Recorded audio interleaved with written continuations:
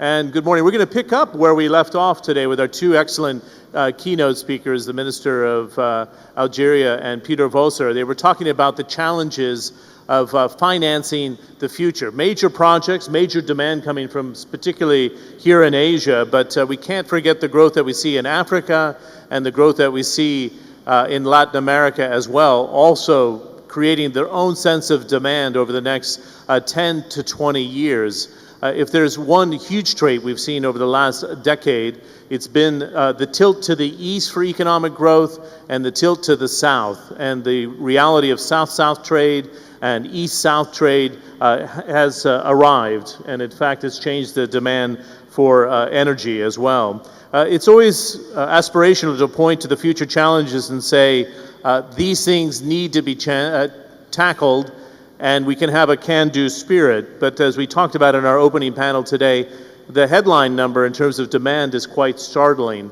50% increase in demand coming from Asia by the year 2050. Less than 4 decades from now, we're almost seeing a 50% jump in demand for energy. So should we, in this session here, draw up a Goldilocks scenario? That's something we touched upon in our previous panel, that oil should hover around $100 a barrel, not just for the coffers of those major exporters around the world, but to encourage investment into natural gas, to encourage investment into renewables, and make that decision to pursue nuclear power or not. Is this the Holy Grail in a time frame with a cohesive energy policy from government to support that investment? And some of the things that I brought up in my opening comments today, the education gap between government policy and consumer policy and consumer demand going forward. Can we have a 3-leg stool strategy where energy producers, government, and consumers can see the future in a very like-minded way? And very importantly, in the discussion for our panel this morning, is how do we finance it? Who's willing to pay the bill to do so? So we have a good hour and 15 minutes for our discussion with our expert panel. In the last 15 minutes of that, I'll come into the audience to take questions. I would ask our folks with the microphones to be ready for that. And during the question and answer period, let's keep those questions very direct and point them to one of our panelists so we can address these things concretely. You see the names on the panel, so I won't introduce all of them. Let me start with Sipathathi Chander. Chander is the Director General of the Asia Development Bank for regional research and sustainability development.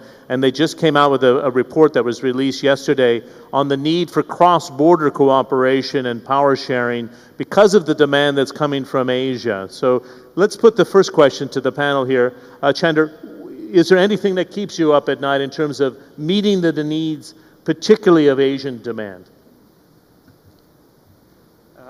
Good morning. Good morning, everybody. And John, thanks for inviting us to this panel. As people are aware, there are still 1.2 billion people in this planet who have no access to energy resources. Of that, 800 million are in Asia, many of them in remote areas. There is a question of equity, given that electricity is a social changer of providing them with electricity, and that's something that we have concerns about.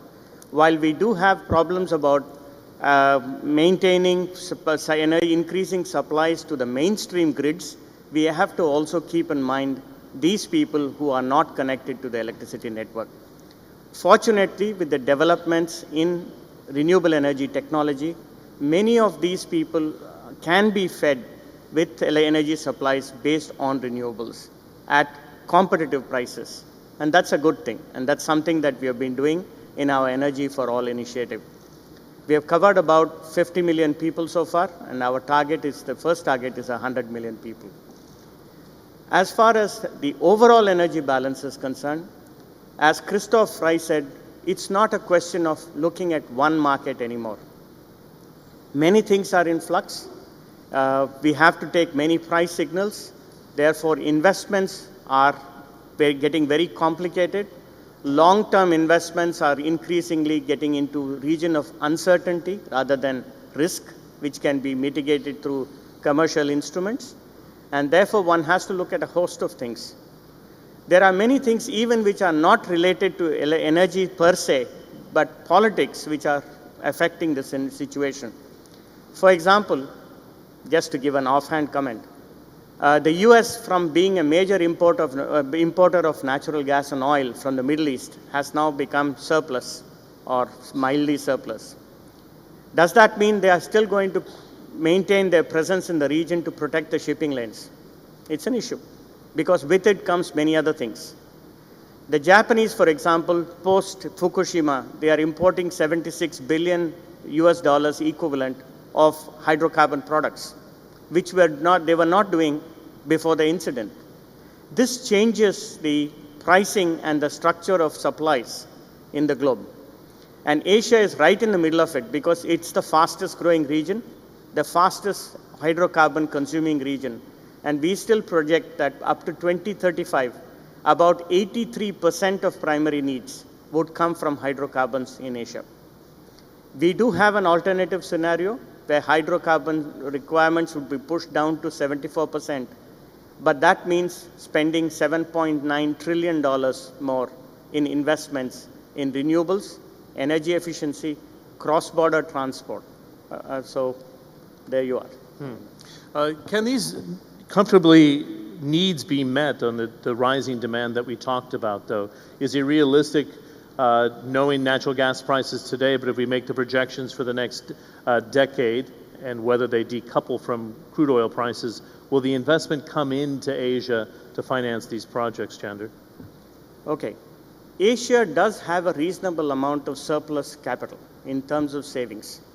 The problem is they are disintermediated in the sense that people prefer to park them in Europe and US rather than investments back in Asia because of governance structures, because of lack of regulatory certainty. Someone needs to find this basis of how to regulate the markets to gain the confidence of these investors that they invest back into Asia. And this is something that institutions like the Asian Development Bank are doing.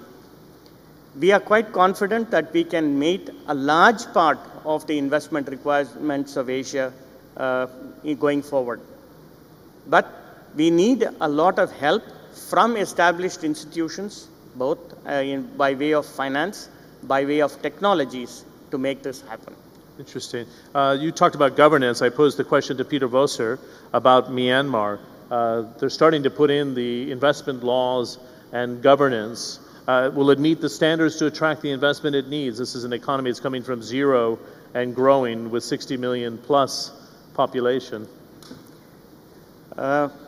Myanmar is starting from scratch after near absence of about 50, 60 years from the global economy. We are one of the players assisting them in getting these regulations right in the energy sector.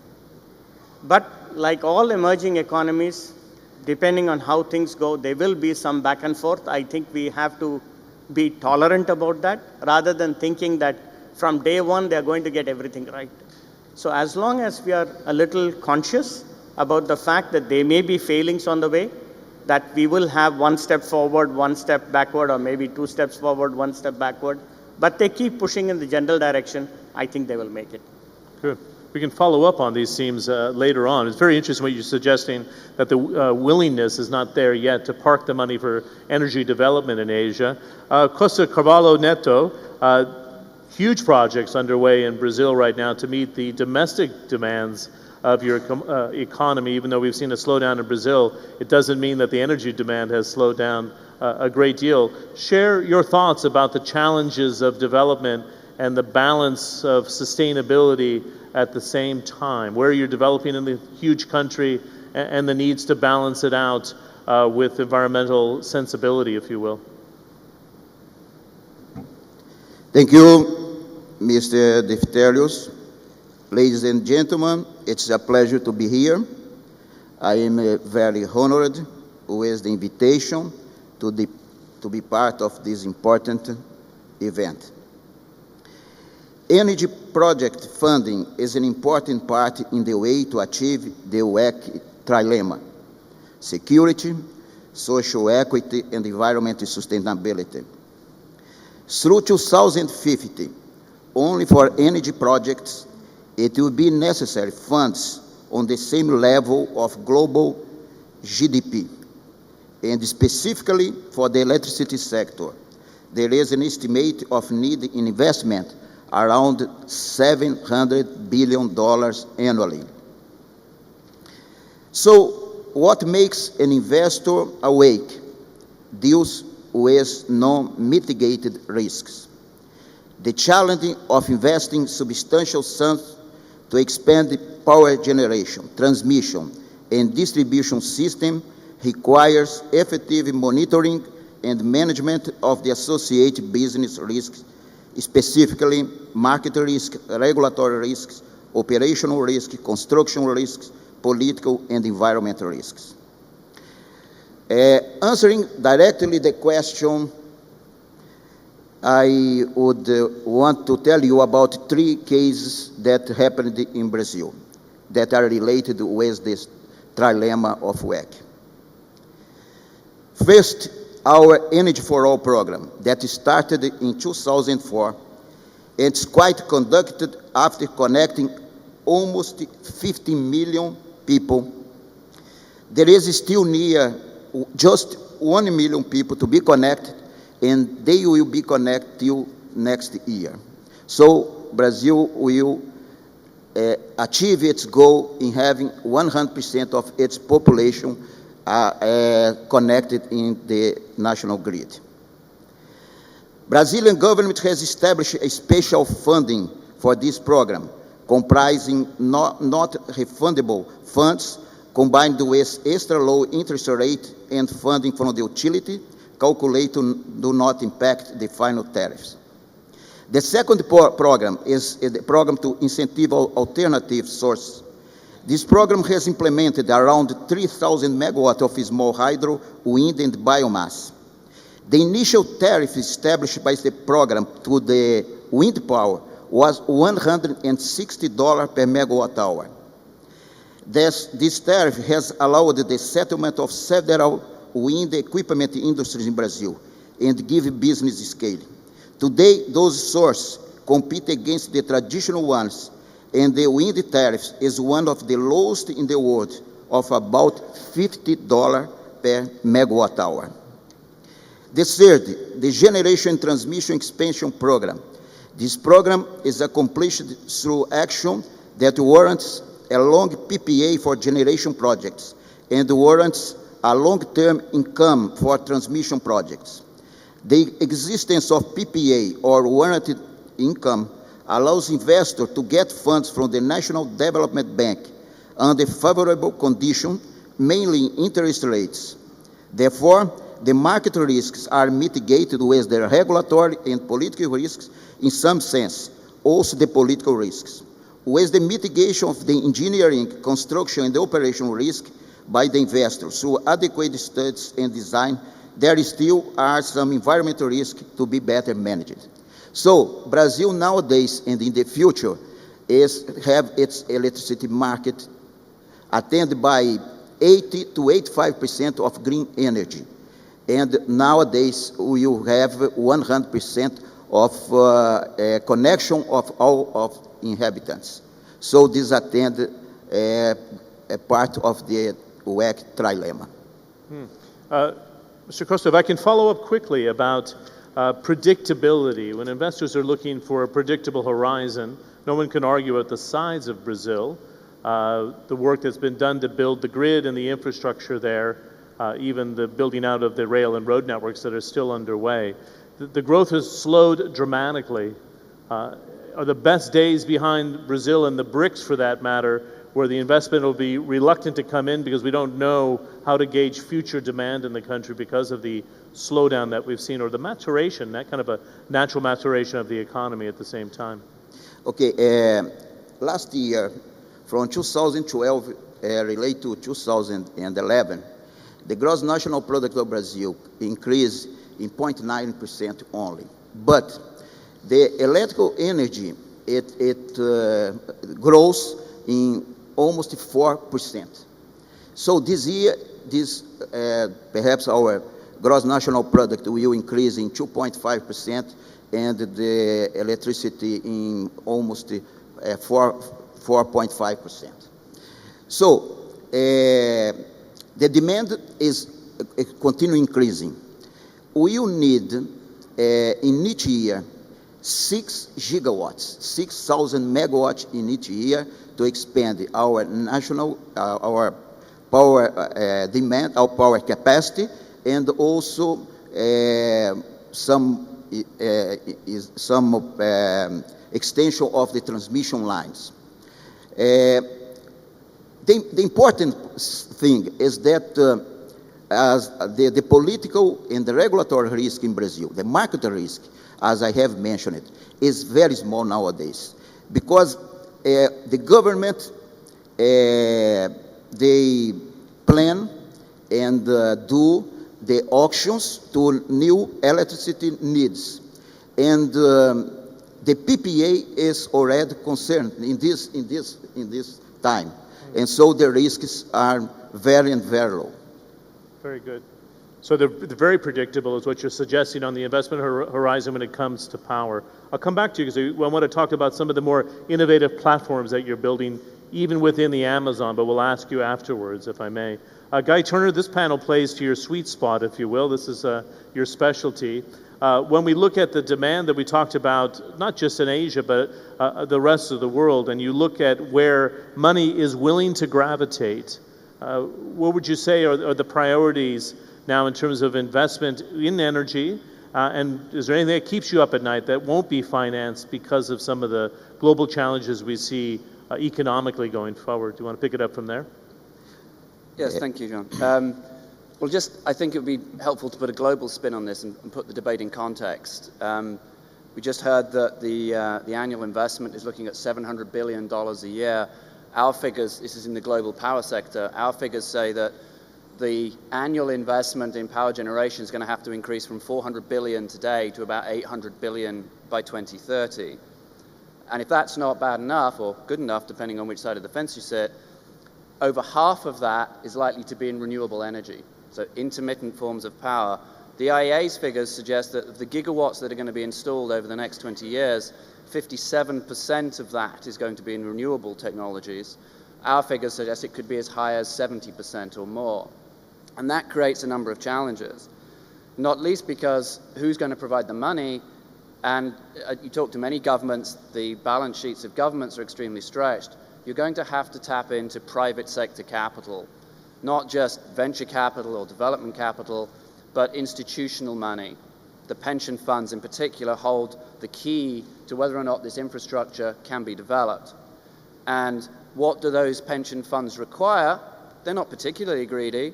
They tend to seek moderate returns with relatively low risk. And I think the industry is challenged to create the environment to create those kind of environments. And if you look what's happened in Europe in particular, the industry is not characterized particularly well by moderate risk, low risk and moderate returns. The balance sheets of all the major European utilities are shot. The share prices of E.ON, RWE, Vattenfall are less than half what they were in 2008. This is not conducive to institutional investment.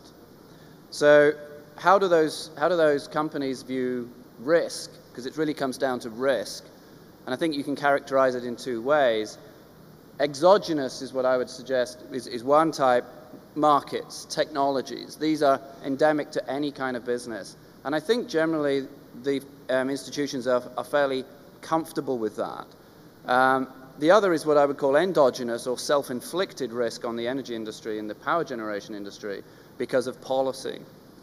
And if you're investing in the clean energy side, your major form of risk is going to be in the form of retroactive changes to policy, retroactive changes to tariffs. We've seen that in Spain, in Romania, in Greece, and a number of other countries. Investors have had money wiped off their balance sheets because of government policy. If you're on the thermal side, if you're invested in coal and gas, your risk is actually the renewable energy investment, because we've also seen the consequence of that. Collapsed power prices, lower run hours on your thermal assets, and this creates a very significant shift in wealth from the thermal assets to the clean energy assets. And that's just a consequence of the nature of the introduction of more renewable technologies. So the question is, what do you do about it from a government point of view and from a private sector point of view? And I think the governments need to be smarter about how they introduce policy, how they design policies, in a couple of ways. Firstly, they need some cap on the amount of money that society is expected to pay. They need some kind of limit to the total capital put into these projects. They also need better tariff setting. We have seen we need more frequent adjustment of tariffs. Some feed-in tariffs in some countries are eye-wateringly high, and that is not sustainable. They need to reflect the latest prices of the technologies, and also allow free trade in these technologies. Local content preferences of some governments is killing the economics of these renewable technologies. I could name several countries, and I don't think society is really willing to stump up for that. We need more competition. Brazil has an excellent example of capacity auctions where the lowest price wins. We need to see more of that, rather than government setting the tariffs. And from a financial point of view, unintended consequences of other legislation. Basel II financial controls restrict the amount that funds can invest in illiquid infrastructure assets, and that causes problems in the financial markets. From a pension fund or institutional point of view, what do you do? Well, there's not a lot you can do with policy. Your best way of dealing with it is through diversification. There's a great example in Canada. A company called NRG launched an IPO, $430 million IPO of a new venture invested across gas, wind, and solar, starting to hedge their risks across the technologies. And you can internalize that diversification by having bigger pools, bigger investment pools, or you can outsource that through some kind of market risk and insurance products that other financial institutions can offer. So I think policy risk is really what it comes down to. Good. Let me follow up quickly. When you see nuclear policy and the government of Germany responding to what happened in Fukushima and deciding not to develop that sector, Guy, in the future, this is that kind of three-legged stool I was talking about. Government trying to guess what consumers want, make a decision what consumers want, but it throws off those who had an investment horizon in that sector, of course, if you plan to be in nuclear development in Germany and all of a sudden the plug is pulled. Is this what you're getting at in terms of a consistent government policy in part? And if you're going to go in one direction, stay on that path long term or not? Well, I think the case of nuclear in Germany is very unique. And I think the challenge for governments is they have to reflect the changing demands of society and balance that with long-term certainty. If you then divest of the nuclear, I mean, it was a societal decision to come out of nuclear, and I think there's still popular support for that. The consequence of that is you have to fill the gap with something, and neither of the options in Germany look particularly attractive. Renewables has its own problems of intermittency, grid stress. Coal isn't particularly popular because of local opposition and climate change. And gas historically hasn't been the flavor of the month in Germany because of the need to import from the east at potentially exorbitant prices. So they've kind of boxed themselves into a corner, and it's a case of the least painful option will win in the end of the day. So let's follow that, if I may, and it's a question I wanted to pose to Peter Voser. Are we looking at a real struggle for European competitiveness because they haven't pursued shale or tight inventories that potentially are there? They're over-reliant on the East, and the lack of investment into this sector is going to hold back future growth, in your view? Is it a real hole in the European horizon? There is an increasingly vocal debate in Europe about the cost of energy. In Germany, more than half the price you pay at the meter is subsidies in one form or another. It varies throughout Europe. So there is a very vigorous debate in Europe about how affordable is this transition to the clean solution. I'm not quite sure where we're going to end up, The point I would make, though, is that in terms of the competitiveness of the European economy, there's one point that we lose sight of, and I'm so glad that we're here in Korea because it emphasizes the point tremendously. And that is, energy is only one input into a successful economy. The most important input is intellectual capital. Korea has very limited natural resources of its own, particularly in energy. It is one of the most successful and fast-growing economies, and the IMF will projects that Korea's income per head will be one of the highest in the world by 2030. And I think this point is lost on the industrialists who fear that the successful economy is predicated on cheap energy.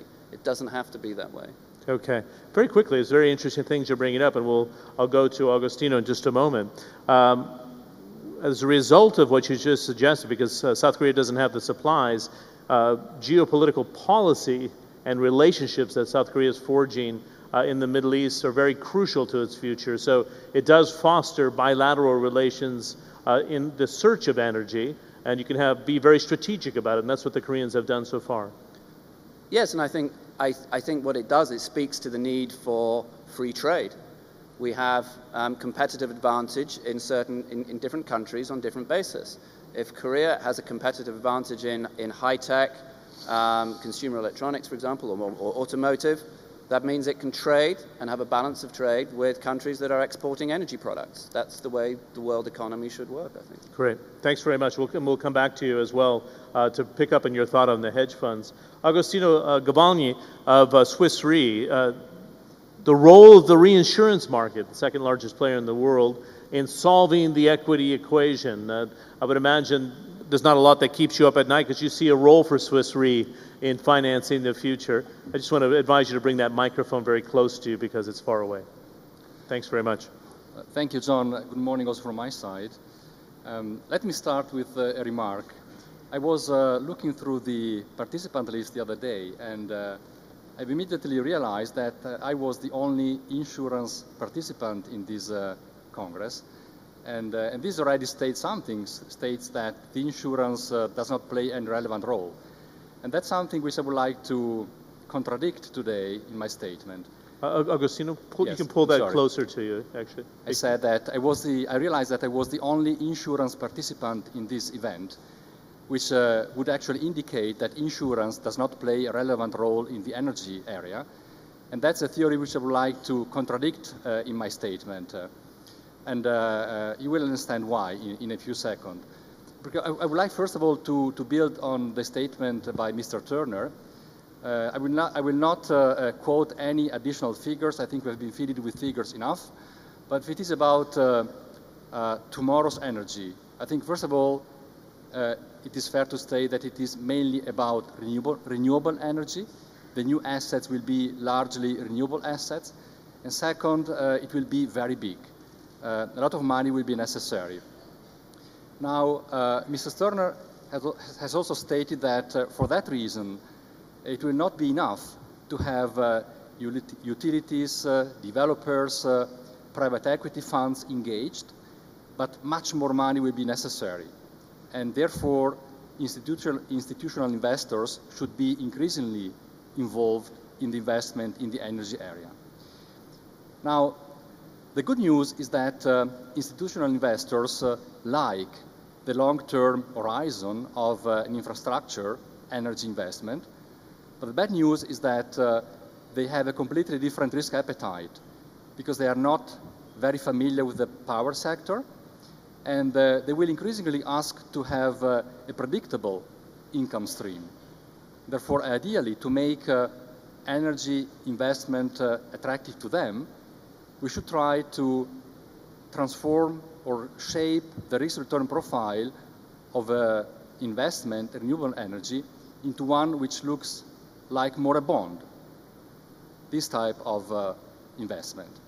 And here, the role of insurance kicks in, because today, tailored and innovative insurance solutions exist, which can cover, in particular, a renewable energy project through the entire life cycle, and can therefore effectively de-risk the cash flow volatility of this type of investment.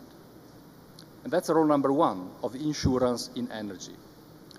Role number two is the fact that insurers do belong to the big category of institutional investors, and they are themselves increasingly interested in investing into energy, and in particular renewable energy investments. And the third role I would like to mention is related to adaptation. Today and also yesterday, adaptation to climate change was one of the big topics. Climate change leads to an increased frequency and severity of natural catastrophes, windstorms, floods, droughts, and insurance is one of the main tools to be used by private corporations and by the public sector to adapt, to increase or improve adaptation to climate change. Very interesting point. So the cost of the natural disasters, have you made I'm sure you've done this research, the cost comparisons of the cost of natural disasters, say even a decade ago, to where we are today, and how do you project that out, Agostino, over the next decade or 20 years, the cost of natural disasters? Well, first of all, if you look at the last 30 years, the frequency and severity has increased dramatically. The peak was in 2005 with Katrina, Rita, and Wilma. These were the main events in the US. The insured costs were in 2005 approximately 120 billion, but the insured costs of natural catastrophes are only a fraction of the economic loss. If you look at what happened even this year in China and in other regions in terms of floods, these were no events for the insurance sector because the bulk is not insured. But I think that adaptation means that the insurance penetration should increase dramatically, and those people suffering losses and tragedies out of those events should have insurance as one of the tools to recover. Okay. Let's go around the table here, and I don't want to be cheeky about it, but what is sexy in investment now? What do the hedge funds want to go for? What are the sectors that people really want to be part of as an investor for the future? Because isn't that going to determine the development? So everybody's gotten very excited about the American Revolution for shale gas. This was driven by the independents, the medium-sized energy companies. We see this in East Africa as well. Costa, do you want to start? What do you say is sexy if I'm an investor and I want to get into Brazil right now? I want a predictable return, but I want to know that the government's going to back this sort of energy technology, and it gives me a long horizon of return as well at the same time.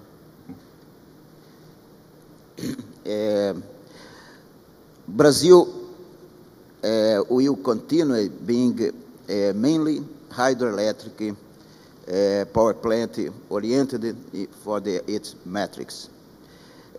Nowadays, as I had said, we have perhaps 80% of our electricity driven and supplied by hydroelectric. And this amount will decrease a small amount, but it will be the major part in the next 10 or 15 years. We have a total potential of hydroelectric in Brazil of 260 gigawatts. And nowadays, it's explored in 85 gigawatts. So we have a lot of hydroelectric power plant to be explored. Another one is the wind. The potential of wind onshore, just onshore, no offshore, just onshore is more than 300 gigawatts with a very high capacity factor. So the wind will have a very interesting, a very amount of share in the metrics of Brazil. And the interesting point is that the investor in Brazil, each time we had more investors. And nowadays in Brazil, it's important the private, the state-owned company, the local companies, the foreign companies. We had in Brazil a lot of companies that are here. For instance, in North America, we have the Duke Company Duke Energy, we have Electricité de France, GDF, Iberdrola, Enel, State Grid, so E.ON, a lot of companies that went to Brazil and go on Brazil because they had confidence in the roles that the government has settled. So there's still a viability for wind energy then. The government's going to support this as a renewable or alternative source of energy.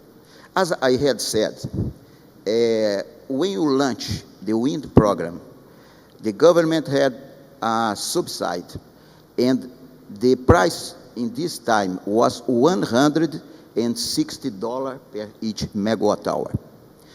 So with the scale that was proportioned by this initial effort, with more than 5 manufacturers of nacelles blade towers that now are in Brazil, with the development of the technology, with the conditions of wind in Brazil that is much less volatile than the European one. So nowadays, the price of wind energy is completely competitive in the market. In the last auction, the price was less than $50 per megawatt hour. So it's one of the cheapest of Brazil. So our metrics will go on being almost completely clean. And with 100% of connection of all the customers, all the population Brazil. And nowadays, we are decreasing our tariffs in 20% because some of our concessions had expired, and the price for renew it, of course, doesn't account the cost of money because it's already paid before. So one of our big challenge now is each day having our environment condition to explore the Amazon. And nowadays, we intend that the next power plant in Amazon will be near a platform of petroleum. When you explore the petroleum offshore, you build a platform, and the sea is there. The staff goes there 1 week and return. So there is no household to them, just the platform. We use this example as the next power plant in the Amazon region. The forest will be like the ocean, and the power plant like the platform of petroleum to preserve the forest. So it's a different innovation to get into the Amazon with the least amount of damage. Yes. Chandra, what are you most excited about in terms of the energy projects that you see here? That you were saying a lot of the capital wasn't coming back to Asia, but what is attracting capital in terms of energy developments in your view? First of all, the key is demand. The demand for energy resources, and given the growth in Asia, obviously there is a natural area of demand. The second is the increasing sophistication to be able to use the various innovations that have been done in the rest of the world. Asia is quickly catching up to be able to do that. Yes, many sort of small mistakes have been made as in the learning process, but by and large, if you look at the bigger economies, they are better suited to using the innovations that have been done in the West than ever before. So that's the second. The third is policy. There have been some shifts and erratic policies taken in the past, but again, governments have learned to balance between security, access, and sustainability, both from an environmental point of view, but more important from a long-term financial point of view. So more and more countries are now going into policies that ensure stability for the investor, and we think this is a good thing going forward. The problem is balancing a second trilemma, not just the first trilemma, but the second trilemma of having technology pointers, commercial pointers, and financial pointers all pointing to the same way. Technology development increases efficiency, increases reliability, But of course, you need to use it for a long enough time to get your money back. Otherwise, investments will not take place in research and development. These have to be backed by commercial factors, which point to the same way as the technology factors, and the short-term financial factors in terms of government policies, subsidies, and so on, which again aid to the creation of such technological innovation. Otherwise, we can't move forward. I'm happy to say that Asia is now getting its act together in consonance with the rest of the world, in concert with the rest of the world, in enabling these things going forward. And that's good. Let's keep your microphone on there. China Shale, the joint venture partners for the major international oil companies, if they wanted to go into China, PetroChina, Sinopec, China National Petroleum. As I was discussing before, in America, it was the small and medium-sized or mid-sized energy companies, the independents that went after this and really pushed the envelope. Is this a mistake from China to go with the majors and it's holding back development? They're not as nimble of companies? I think it's to do with different circumstances. In the US, much of the shale gas potential was in low population areas. Whereas in China, a lot of the shale gas is in high population areas, and the risk of something going wrong, of course, has to be considered. The second is the issue of water availability for long-term sustainable development. This is again something that the Chinese are very concerned about. So I think given these two factors, maybe their decision to go in for a few selected fields with international players is the right one. Okay, and you will see the bigger development of the shale in the future. I mean, we know about the reserves, but they're deep and they're costly to get out. That's right. They are technologically more complex than the US ones. But they're going to be pursued, though. You don't have any doubts about that? Well, China is going to be increasingly an importer of hydrocarbon. That's a security risk for them, energy security risks. So because they are sitting on a shale reserve which is higher than the United States, more than the United States, I think they will exploit it at some point in time. When they choose to do it, when they think it's appropriate, I think they will do it. So in the meantime, these strategic relationships that China is setting up in Central Asia, even Myanmar, that'll be the policy for the next 2 decades, and they'll bring shale in at a slower pace? Yes. I think they're diversifying their options, which is very good. It's a risk mitigant, and they're doing it pretty well, I would say. They have the money, they have the internal resources, the technology to make things happen. When they decide to make things happen, I think they're doing it the right way. But you're confident that the shale reserves are bigger than they are in America and China? That's what everybody says uniformly. I am not a shale gas expert, so I will go with the expert's opinion. Okay. Guy, when you suggested that the hedge funds can look at different regions and want long-term returns on something like this, what is the best option for them now when it comes to energy finance, would you suggest? What would you define as sexy in the world for them to get involved? I was actually referring to the pension funds rather than the hedge funds. Although I actually think, out of interest, I do think the hedge funds are going to play an increasing role in the generation sector.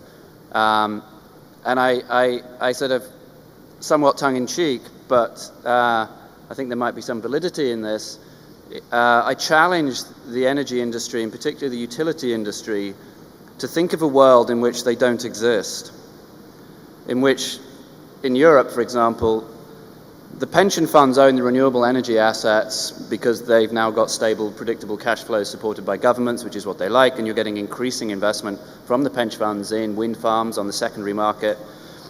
The hedge funds then own the thermal assets because they are options. They're effectively financial, real options, which are flexible in terms of their dispatch, and their valuations can be calculated on a probabilistic basis, which is what hedge funds like to do. There's some quite neat financial engineering that can be done around that.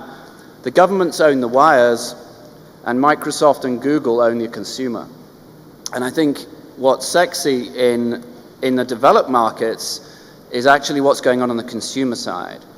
So there's a lot of smart technology that's being built into homes, devices, local grids, microgrids, and there's a scenario where, as a consumer, I actually don't buy my power from an electricity company at all. I buy it from Microsoft or Google. And Google owns all the devices in my house, and then it buys the electricity from the grid. And I actually contract with them, and they run all my devices.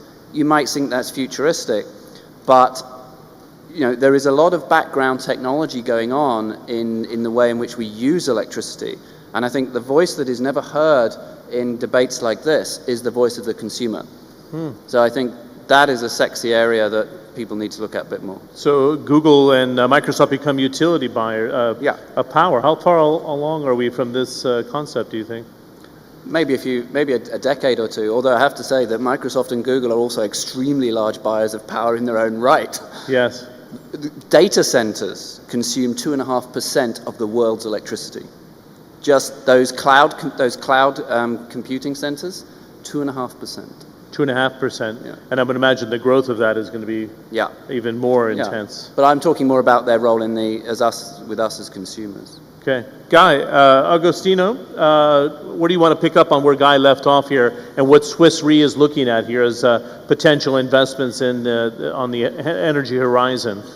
The sectors that provide the returns and the security at the same time. Yes, correct. As mentioned, we play a double role. First of all, we invest ourselves. But second, we believe that if it is about renewable energy, you have an additional volatility which is simply given by the weather, meaning sunshine, wind, rain. If this happens or does not happen, this has an impact on the volatility of the production of a renewable energy asset. And because big insurance companies are very good in predicting the weather patterns, I've mentioned the natural catastrophes before, we're also the natural player for hedging this type of volatility in the renewable energy area. That's why I've mentioned that here the insurance is not only able to provide the typical traditional insurance, for example, the construction or the transportation. Just think about a wind generation asset is huge, so you have to take it there. But in addition, you can also, during the operational phase, hedge the volatility given by the fact that the wind maybe is not blowing, the sun is not shining, or it is not raining enough. That's what the insurance industry or the more innovative products can do. Agostino, I want to follow up on the Middle East. So if we have an energy revolution in America, energy independence by 2020 is kind of the projection here. And Guy, maybe you can jump in on this as well. Who's going to police the Middle East in the future? And this is a big question, but it raises the security risk. If America doesn't want to spend the money that it's done so in Iraq or it's done so in Afghanistan, and the cost burden of policing the Straits of Hormuz has been very high. Let's see what happens with Iran today with the talks picking back up again. But it poses a huge question in the future. Is there going to be a burden sharing in terms of costs from China, from the Asian countries who need this energy from the Middle East going forward? How do you factor it in from the reinsurance standpoint? Because the volatility since the Arab Spring has been extremely high, as you know. Well, that's a very tough question for a poor insurance guy like me. For sure, the environment in the Middle East is very unstable. And these type of risks are those which are not typically covered by insurance companies. We only love risks which we can predict based on a pattern of data from the past, which can be extrapolated into the future. And I'm afraid this does not fit into that picture. But does it discourage Swiss Re from getting involved in projects like Egypt and Algeria that we heard from the minister today, the potential that he's sitting on, but it does need money? Yeah, absolutely. I think, as an investor, we behave as many others. As an insurance company, in addition to the risks I've mentioned earlier, we can also provide protection against so-called political risk, confiscation or something else happening to the energy assets in those countries due to factors which are not controllable by the corporation and typically, political factors. We can do also that, obviously not for every country, but for most of them. Okay, very good. I'm going to ask Guy to address that question as well. I would like to get the microphones here to the front row and have a handheld for myself. And for those who have questions, let's get your hands up and I'll come into the audience as well. So questions for the panel. We have one back there. Guy, do you want to tackle that? I know it's a fairly sensitive issue, but it'd be good to hear it from your standpoint. Oh, thank you. I think it's a poison chalice, that question. Let me do the usual thing and deflect and say I don't know the solution to policing it, but if the consequence is increased cost of exporting that gas because the region becomes more unstable, therefore the security costs are higher, the investment risk is higher, and that gas is destined for Europe, so pipelines are being built from North Africa to Europe. If the cost of that gas becomes higher as a result, that will change the policy situation within Europe. Right now, there is a feeling that gas is going to get cheaper in the world, and therefore we can perhaps go a bit slower on the green policies we've had.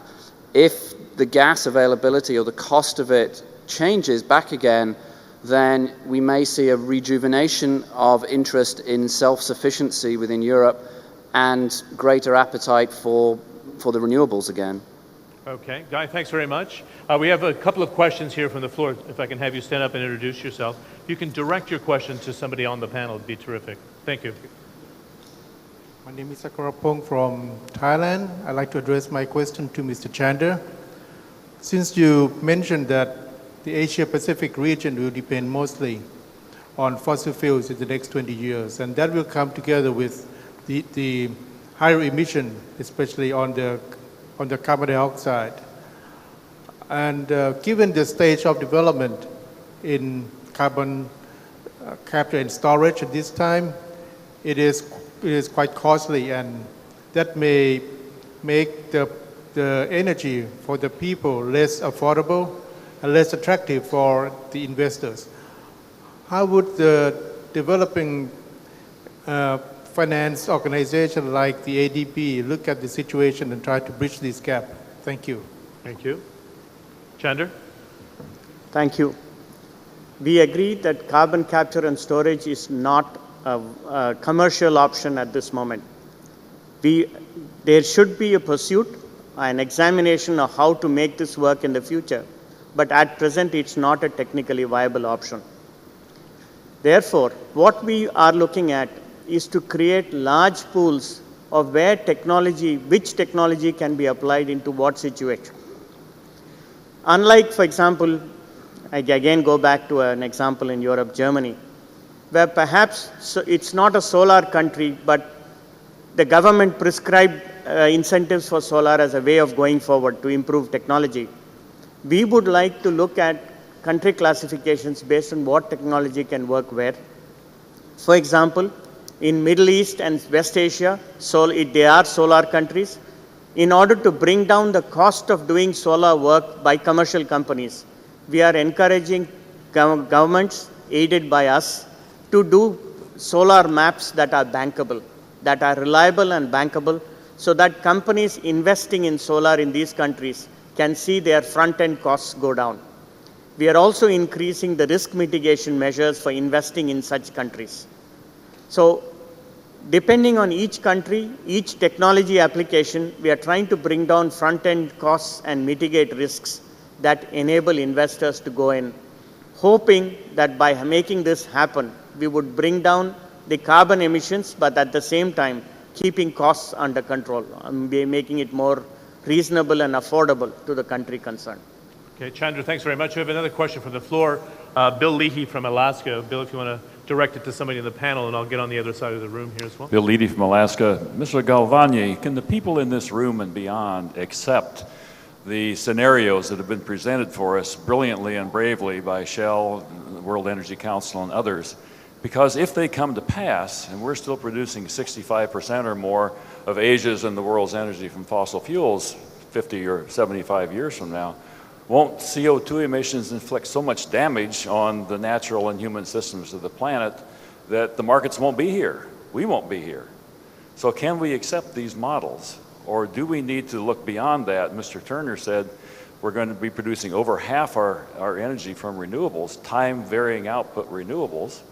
How are we going to get that to market? Mr. Chandra said that they have an alternative scenario that's very highly renewables.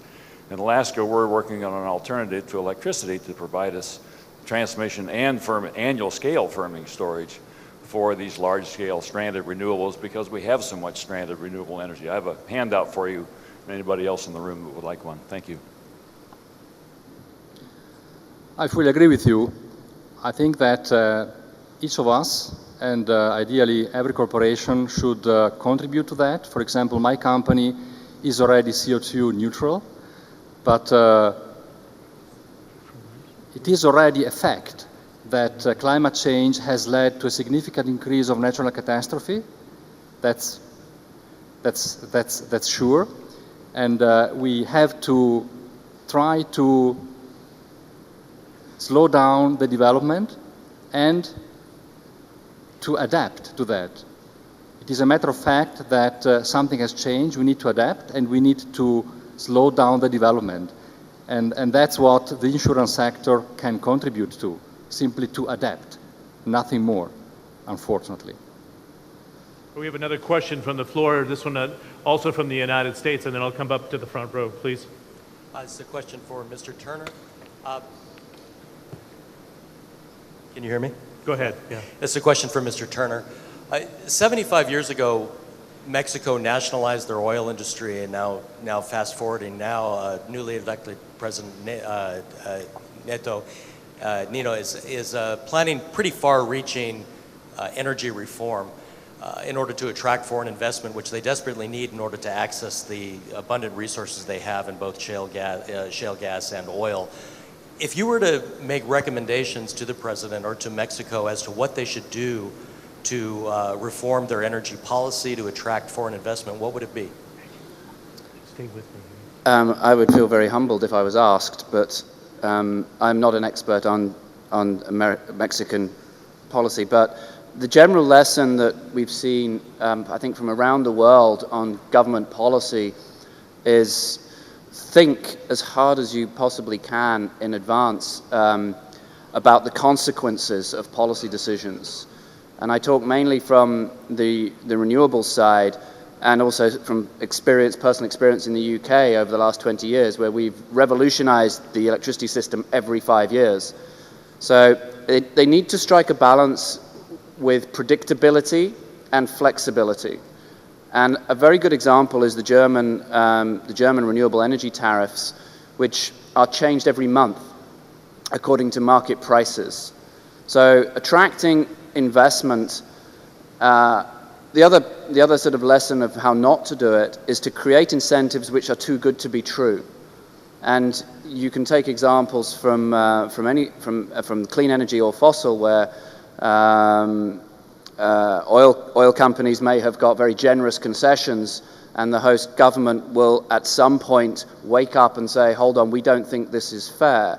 The consumers have done that with renewable energy tariffs in Spain and other countries. So I think it's producing value for money for the consumer and for the investors through predictable and flexible policies. Good. Guy, thanks very much. We have 3 questions, 1, 2, and 3. We'll take them. I just ask you to be very direct if you can. Sorry? In French? I think we have translation in French. Is that correct? French translation's okay? Let's give it a shot. I don't have my headset on. Bien. Bien, I'm merci, not sure if any of our panelists speak French. I think, Guy, you always can rescue us here. Please. Donc, je voudrais poser ma question à M. Galvani. To Mr. Turner, it'd be okay? Bien. Donc, tout à l'heure, il avait dit qu'il était le seul d'une compagnie d'assurance à avoir pris part à cette conférence.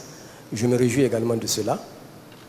Et la question que je voulais poser, c'est que, tenant compte de l'insécurité grandissante dans les pays, particulièrement africains et asiatiques, vous n'êtes pas sans savoir quand même qu'il y a un phénomène d'insécurité grandissant dans ces pays-là. Alors, quelle observation, quelle appréciation faites-vous, vous en tant qu'assureur, justement, des financements dans les secteurs particulièrement pétroliers dans ces pays d'Afrique et d'Asie?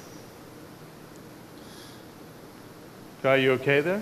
Anybody Augustina? else I got most of it. But Okay, go ahead, please. Voilà. It's the question for the Ministry of Energy in Niger. Voilà. Let him answer it, yeah? Okay. Thank you. Please. Was it about security? If anyone else can jump in, please do. Was it about the need for security of petroleum investments in Africa? Yes. Not my specialism, but I do know that from the perspective of Europe, there is a huge amount of interest now in helping finance all forms of energy infrastructure, so sustainable energy for all through the UN as well. There's a tremendous amount of interest in doing whatever can be done to provide financial support through the World Bank's multilateral investment guarantees, to try and provide policy predictability and policy insurance, finance through development banks. There's a huge amount of interest in giving access of energy to as many people as possible in an as affordable way as possible. But in terms of a silver bullet of how to provide security, I don't think it's possible to be too simplistic about it. Good. That's again from Niger. The question from here, Ali? Yeah, sorry, my voice is a bit broken. I'm Khalid Benamou from Morocco, and my question is addressed to Mr. Chander and Mr. Carvalho. Namely, Morocco has lots of wind, and we're very much inspired by the Brazilian example on how wind energy can be both cheap, price competitive, and at the same time create an industry locally. We know that this is a key to success for any renewable energy policy, and we know that Brazil has achieved that thanks to ProInfa, which provides funding for projects under the condition that the local content can be very high. So my question is, how can Mr. Chander be influenced by the example that you have set in Brazil, knowing that we, for example, in Morocco, have significant problems with regional development banks in trying to impose or provide, a local content on renewable energy projects, which for us is extremely important, seeing not only the markets but the potential and the perspectives. Thank you. Interesting question. Costa? Yes, I am here with the people of Bloomberg, and we had a study of Bloomberg that said that BNDES, the Bank of Brazil of Development, is the third one of the world in financing renewable energy. So I think this is the key of success, is having this bank supporting this program. So we have the BNDES gives to the renewable energy a very interesting financing condition in terms of the time of payment, in terms of the interest. But the condition is that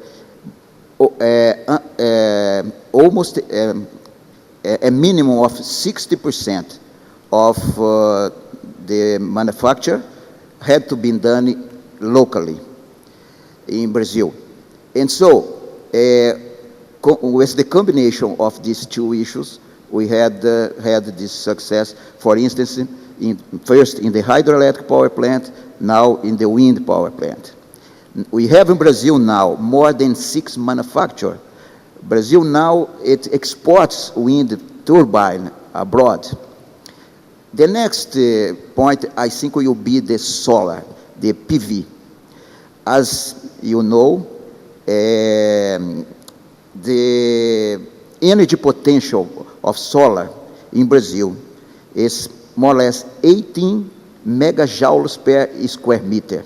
That's, for instance, 8 times the potential of Germany, for instance, 80 times per square meter. And so I think that the same succeed that you have in hydroelectric and the wind, I think we will have also in PV. And on the same way, we want to have a lot of industry in Brazil, and it will be supported by the BNDES, this the National Development Bank. Good. Chander, you want to jump into this? Yep. Thank you. I have a slightly different opinion. Technology transfer or technology acquisition is a continuing process. It's not a static process that you transfer technology once and it's done. So the only real drivers for technology absorption is creating a long-term market where everybody can participate and participate gainfully. Chandra, can I just have you bring that microphone? We're having a hard time just closer to you. Sorry. Technology transfer is not a static one-time process. It's a continuing process that you can benefit from transfers or associations over a longer period. The only way for creating a conducive atmosphere is to have a long-term projection or a basket of projects where people see the market potential on a continuous basis. Now, I would like to differentiate between larger countries and smaller countries.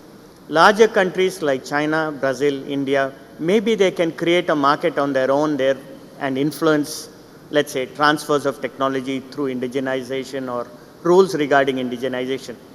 But for other countries where they can't stand on their own for economic scales of production, it's important to have long-term benefits or worked out where everybody makes a profit equitably. That's important. Go ahead, Guy. Can I just pick up on this point about local content? Because I think it is very important. We're just, in a few hours, actually going to be launching the cost of technology study for the World Energy Council. We had a meeting on it yesterday as well. We've been studying the costs of power generation technologies around the world of all countries and all forms of generation. And one noticeable trend is the high costs are significantly influenced by local content rules. And this changes the policy environment and the economics about whether countries should pursue certain technologies. And I think your point is extremely valid, that it's economies of scale that matter. So Brazil, India, China, where they have local markets big enough to support a domestic manufacturing sector, I think the local content makes sense. For smaller countries, I would strongly recommend that those rules are looked at carefully, because without that, you will create high-cost service sectors which aren't viable on an international manufacturing industry. Okay, thank you very much. Two quick questions. When you have one here and one here, please. I ask you to be brief, please. Yes, thanks. Okay, just one first question to Galvani, just about nuclear.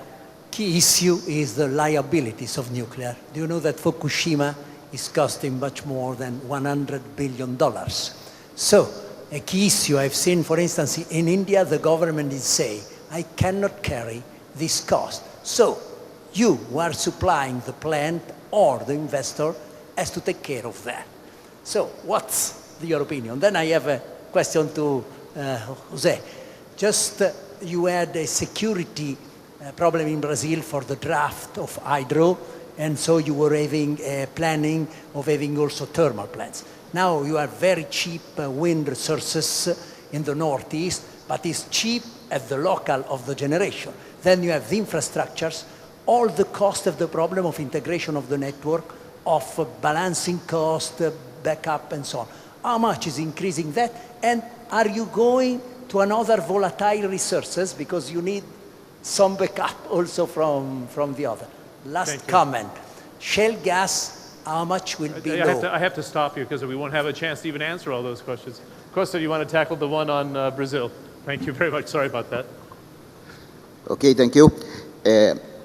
Of course, we have nowadays the hydroelectric power plant with yet big reservoir that is now diminishing by environment condition. But we had now a reservoir to have these wind power plants working with the backup of the hydroelectric.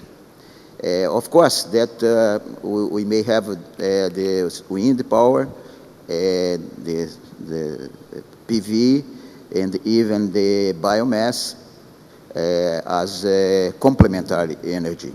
And so the main source is the hydroelectric with its reservoir, and in the future, when we, perhaps in 20 years, we would explore all of our hydroelectric potential, we would have to have another base energy that I don't know what would be if it's, we had in pre-salt a lot of natural gas also, perhaps natural gas. We had the second reserve of uranium of the world, perhaps the nuclear. So, of course, nowadays, the base is hydroelectric and it will be in the next 20 years. And after this, I don't know what would be if the natural gas of the nuclear power. Okay, Agostino, very quickly because we're out of time. Just your answer on the bearing the burden of Fukushima and how do you factor it in on nuclear? The nuclear risks are so big that they are insured via pooling system, which means all the risks of the world are pulled together and shared across a number of national and international players to make it bearable. Having said that, by far the limit is not enough to cover what happened, for example, in Japan, in Fukushima. Simply there's not enough capacity or capital in the market to do that. Okay, I apologize to my two gentlemen who had the microphones here. We're just out of time. Otherwise, I would take the questions from the floor. I appreciate all the participation from the floor. A nice round of applause to our panelists as well. I have one housekeeping announcement thereafter.